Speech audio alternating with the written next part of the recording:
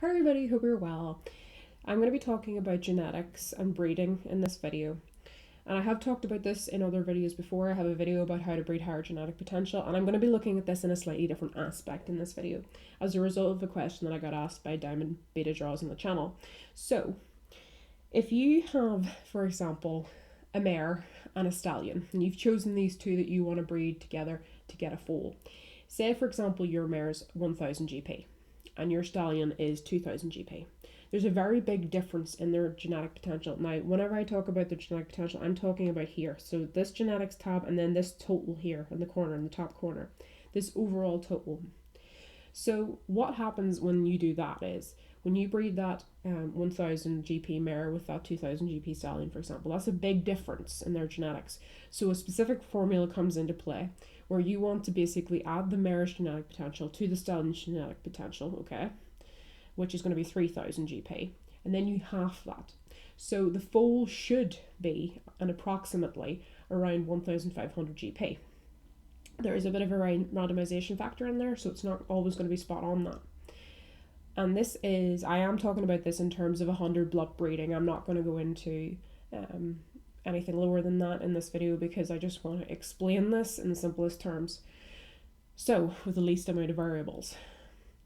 If you want to get a foal that's going to be higher than both the parents, okay, not just higher than your mare, for example, or higher than your stallion, you want to have two parents that are very close genetically, very, very close in their total genetic potential. And you will have seen that in that video that I did about breeding higher genetic potential. I showed you how to do that. So it's very important, therefore, if you want to get a foal immediately who's going to be higher than both the mare and the stallion, the mare and the stallion have very close total genetic potential.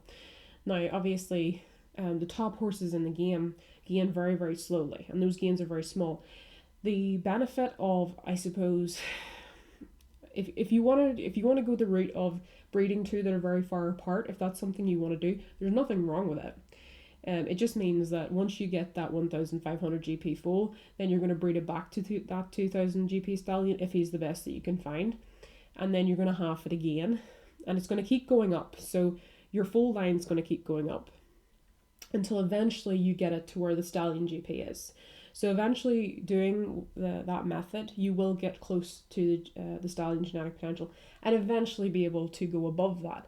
But it's just something to bear in mind whenever you start horse, that if you're new to breeding, you're not going to get a really low mare and be able to cover it with a really top stallion and get a foal that's going to be higher than that stallion. It just doesn't happen.